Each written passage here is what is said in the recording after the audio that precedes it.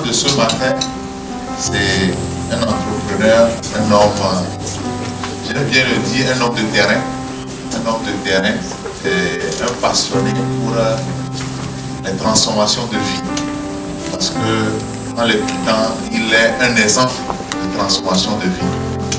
Et il est passionné du Seigneur, il aime le Seigneur, il est le président national de la communauté internationale des hommes d'affaires du plein évangile en Côte d'Ivoire. Il est également le représentant régional ou bien le vice-président international chargé de l'Afrique de l'Ouest.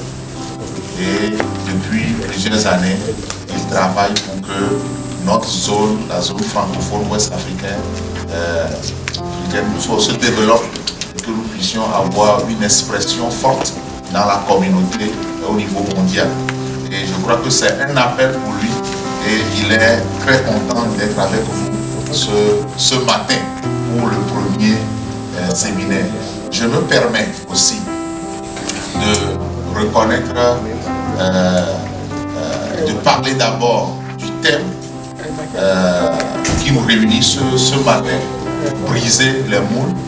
Briser les moules, peut-être ça peut vous sembler, qu'est-ce qu'on va dire, il s'agit de sortir de quelque chose, d'aller au-delà de ce que tu as jusqu'alors, d'accomplir la vision de Dieu pour ta vie, la vision de la communauté, mais aussi d'accomplir quelque chose de nouveau pour ta propre vie. Donc, je voudrais bien aimer que vous puissiez m'aider à accueillir Monsieur Lucien Aouya sous vos ovations. Alors,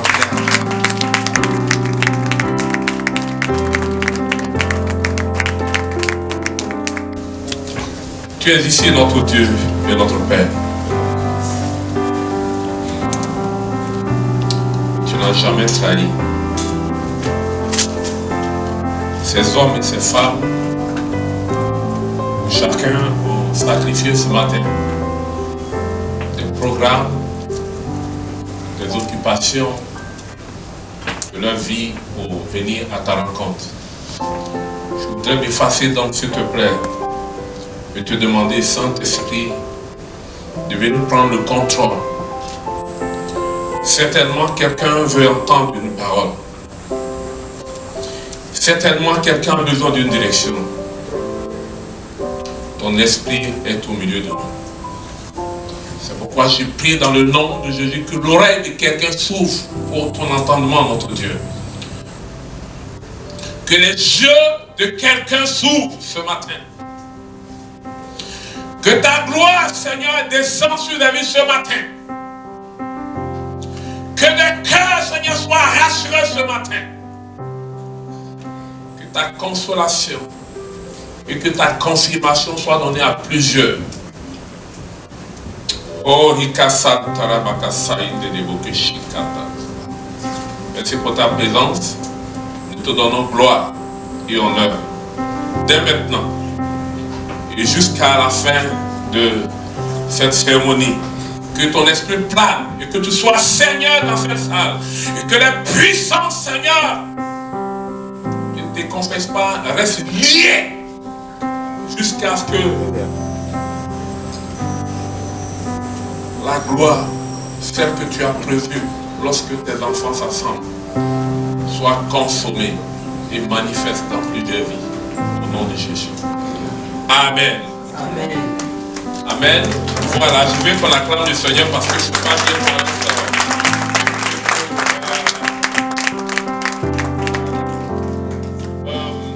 Je voudrais saluer le président national, Dr. Chépine, qui est mon docteur personnel. Chaque fois que nous nous rencontrons ailleurs, il prend soin de moi. Et aujourd'hui, je suis dans son fief. Merci mon docteur pour le privilège que tu me donnes d'être le premier intervenant au cours de cette promotion. Je crois que c'est ta première promotion en tant que président national. Voilà, on peut l'acclamer d'ailleurs pour ça.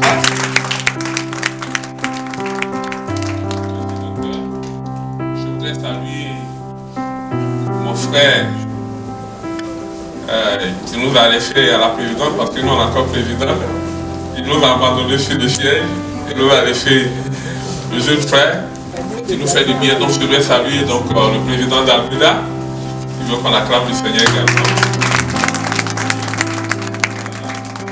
Nous avons un directeur international au milieu de nous qui est arrivé du Bénin, c'est le président national du Bénin. Je voudrais également qu'on le salue.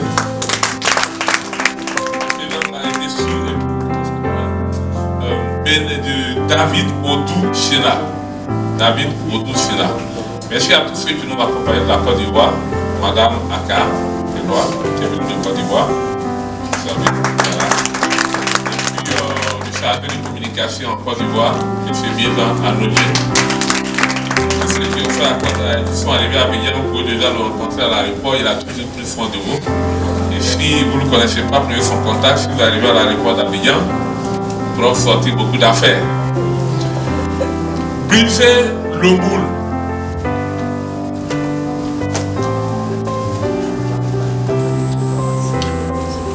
Je suis industriel moi-même. Je suis dans l'industrie cosmétique, détergente. C'est une des premières activités que j'ai commencé à faire. Je travaille pour beaucoup de laboratoires. Produit des produits pour le corps, des savons et bien d'autres. Et quand j'ai été amené à parler de ce terme, briser le moule, je sais exactement de quoi il s'agit. Parce que pour produire le savon, nous avons besoin de moule. Et pour la plupart des produits, nous avons besoin de moule. Donc je sais de façon très pratique qu'est-ce que c'est que le moule et à quoi cela sert. Le moule, c'est un creux que nous concevons avec la matière liquide et de la matière solide. Ça peut être le bois, ça peut être le caoutchouc, ça peut être le fer. Alors l'objectif, c'est de couler une matière qui est malléable. Ça peut être du liquide, mais qui va changer de forme. Donc quand vous coulez cette matière-là à l'intérieur, au moment où ça prend la forme solide, ça garde la forme creuse que vous avez laissée. C'est pour ça que vous allez voir des savons qui sont longs, vous avez des savons qui sont ronds, vous en avez de toutes les formes que vous voulez en matière de produits. C'est ça le moule. C'est le moule qui donne la forme que vous voyez sur le terrain. Donc la plupart des produits que vous verrez qui sont solides sont faits à partir d'un moule.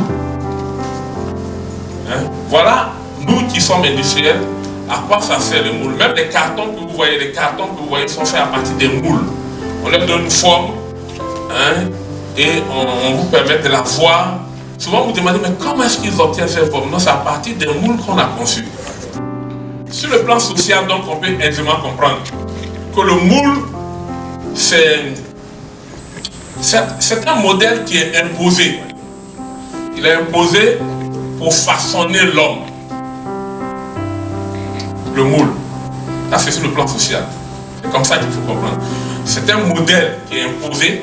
Il est fait et puis on façonne l'homme pour qu'il soit comme ça. Mesdames et messieurs, je voudrais vous parler et je veux que vous notiez ce que je vais dire. Juste en une phrase. Seuls les disciples, je dis bien seuls les disciples peuvent changer le monde.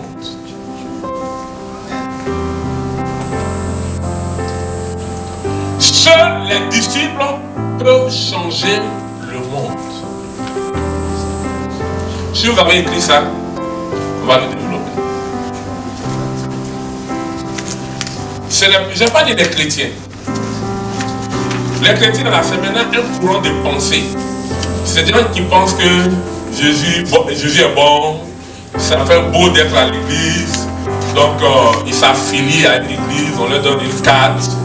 Donc c'est des gens que vous voyez dans la plupart à l'église. Voilà, c'est un courant de pensée. Ils ont choisi, c'est bon quoi. Hein, ça dit, ils sont les fans du christianisme. Hein? La Bible, là, dans la Bible, il est mentionné 3 fois seulement le mot chrétien. Mais je vais vous parler du disciple, c'est mentionné 250 fois dans la Bible. Disciple. 250 fois. Vous voyez la différence? Alors, les disciples, quant à eux, Dieu va les utiliser pour accomplir des choses qui vont être la manifestation de son plan et de sa pensée pour le monde, pour la vie des gens, mais aussi pour le bonheur de tous les hommes. C'est ce que les disciples sont appelés à faire. Voyons l'histoire biblique quand nous parlons des disciples. Jésus s'est fait des disciples. Et ces disciples-là, ils ont expérimenté quelque chose. La première chose qu'ils ont expérimenté, c'est lorsqu'ils ont marché avec Jésus, les signes et les prodiges qui accompagnaient leur marche. Ils ont vu ça sous les yeux.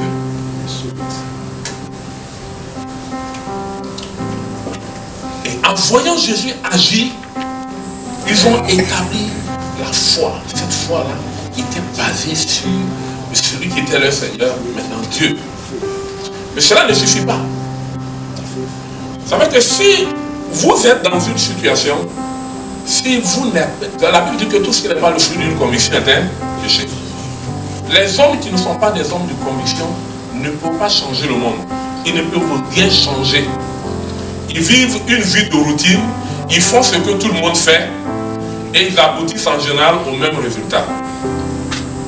Certaines personnes ont vécu dans un environnement qui était des trains quotidiens, mais ils ont réussi, c'est par hasard. Et donc, beaucoup n'ont pas pu maintenir cette richesse ou cette bénédiction parce qu'ils l'ont acquis de façon hasardeuse. Il y a beaucoup de souffrance dedans quand on réussit par hasard.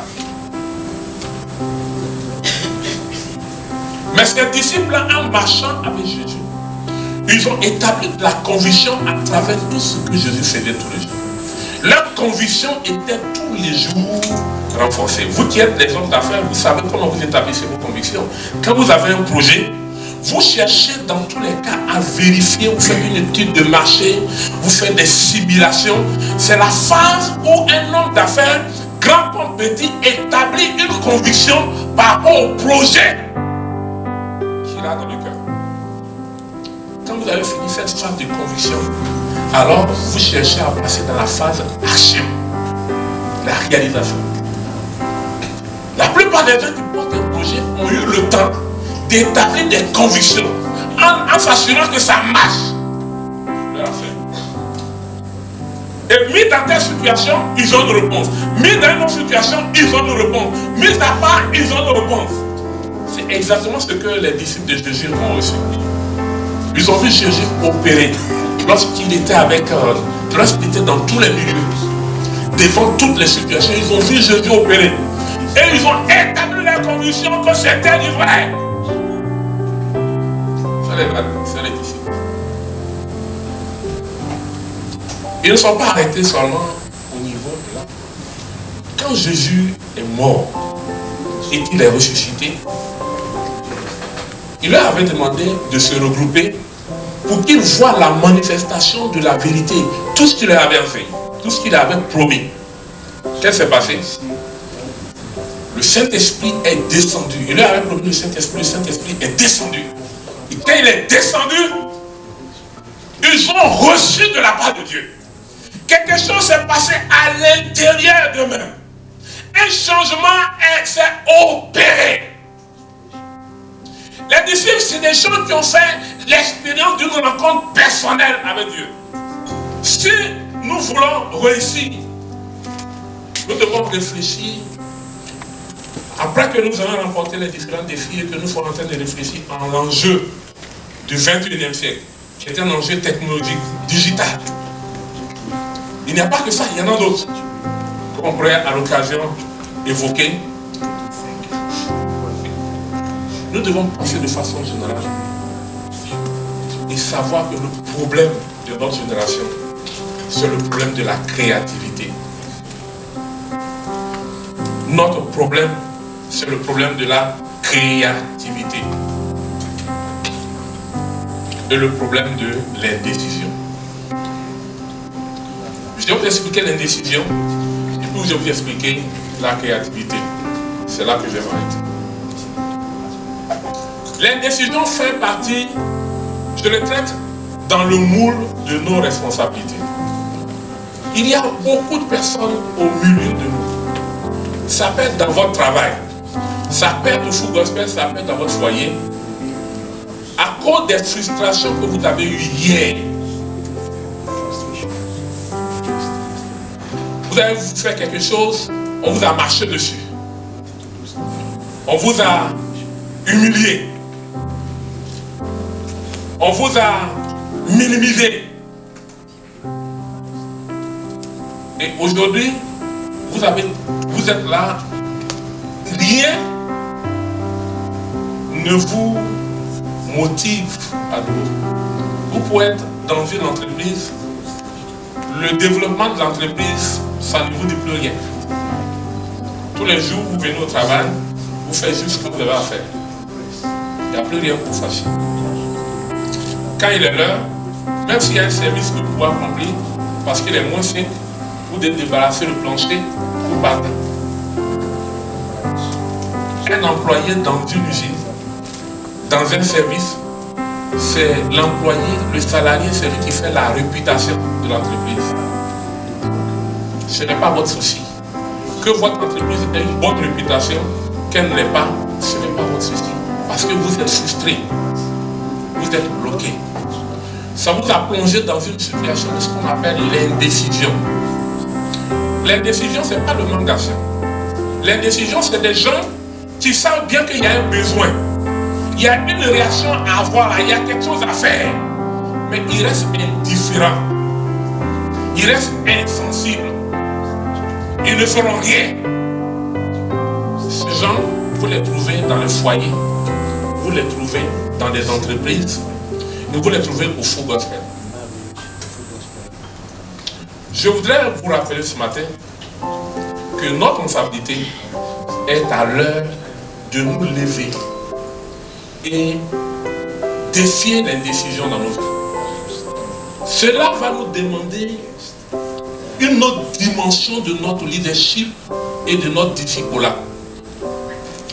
Le défi, c'est de comprendre que les grandes victoires publiques que nous recherchons, on doit les gagner d'abord dans notre vie personnelle avant. C'est-à-dire que si quelqu'un n'est pas capable de pardonner, par exemple, il ne sera pas autorisé à parler de paix aux autres.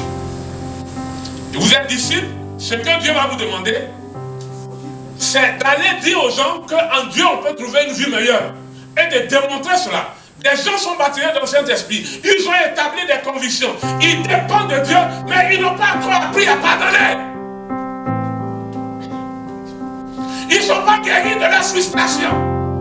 Et ils sont aussi dans l'entreprise, ils continuent de recevoir des salaires. Et ils sont aussi dans leur communauté et ils continuent de recevoir des honneurs. Et ils sont aussi dans les foyers, ils continuent de revendiquer qu'ils sont mariés, les droits de marier. C'est un problème, non? Notre vrai défi en tant que disciple, c'est notre transformation personnelle.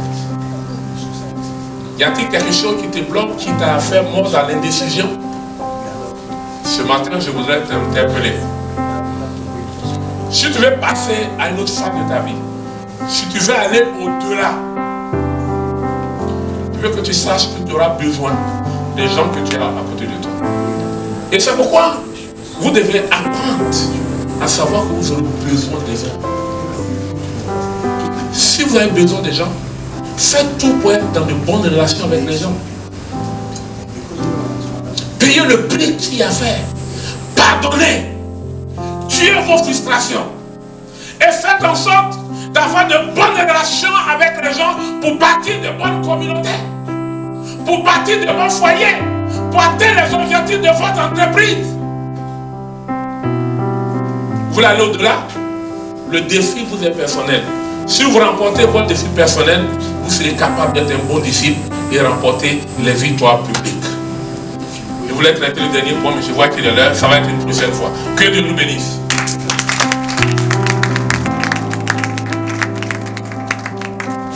On va prier ensemble.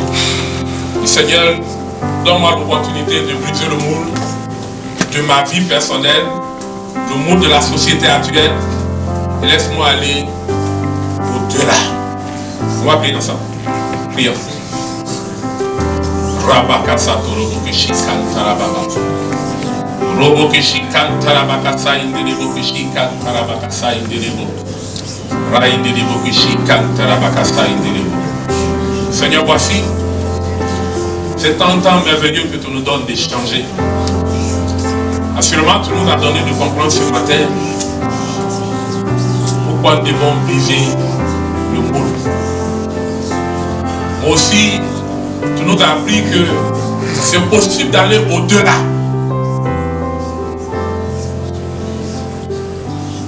Seigneur, voici tes serviteurs. Ils ont entendu ta parole. Laisse-les garder la sémence dans leur cœur. Ce qui est venu du ciel, par ton esprit, que cela soit conservé dans leur cœur de façon précieuse. Arrose cela, Seigneur. Laisse croître et que cela produise du fruit dans leur vie d'entreprise, dans leur foyer, mais aussi dans notre chère communauté. Dire que nous sommes des disciples de notre temps. Cela laisse-nous apprendre à dépendre de toi. Laisse-nous nous accrocher à toi pour faire la différence. Merci pour les vies. Merci pour les circonstances que tu disposeras tout au long de cette convention. Nous t'abandonnons chaque âme, nous t'abandonnons chacun d'entre nous. Nous te donnons toute la gloire au nom de Jésus. Amen. Amen.